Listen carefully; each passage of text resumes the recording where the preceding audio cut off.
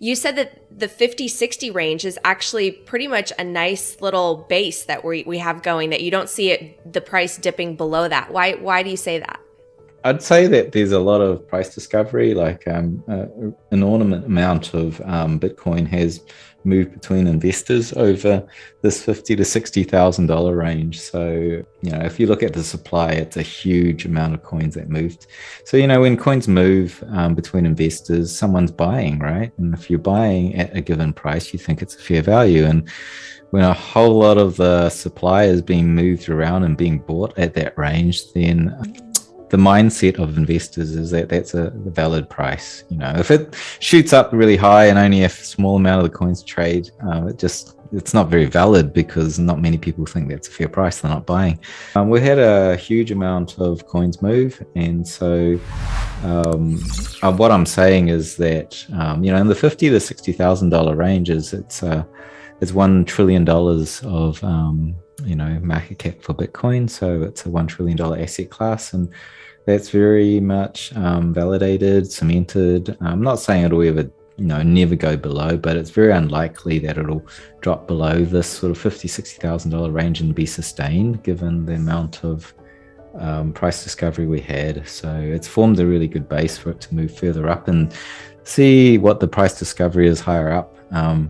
But if it ever comes back down, this is an area that we'll revisit and will be pretty valid, well supported. So I don't really think Bitcoin will drop below the $1 trillion mark in the future, not for sustained periods of time. It may dip very, very quickly, but I think that we're now, going to move up, and that's significant for Bitcoin because, all macro asset buckets that people store value in, whether it's real estate, equities, bonds, whatever, it's all units of trillions of dollars. So Bitcoin's kind of like this little baby that's just broken into that club, and also given the adoption of it, which is going exponential, time's running out for it to drop below this zone as more and more people enter.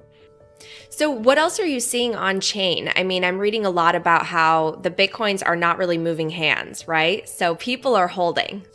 Yeah, there's a lot of more and more of the supply that has been moved to what we call illiquid holders. That are these people that have a history of accumulating coins with very little selling. So that trend's continued. Notably, a lot of coins are moved off the exchanges. So people are buying the coins, scooping them up, and like the inventory on exchanges where they usually traded or sold is depleting. So that's another good sign. We've had that.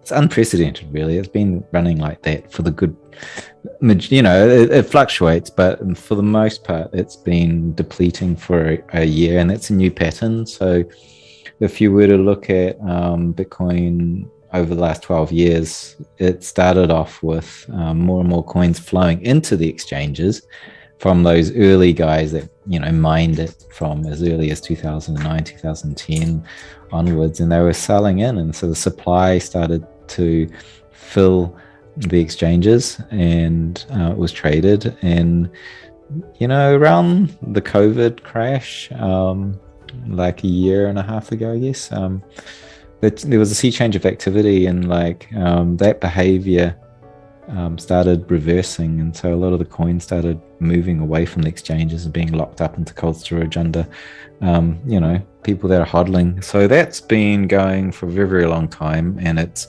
if you look at the long arc of 12 and a half years, this last year's had this complete behavioral change. So that's a very bullish sign. It's not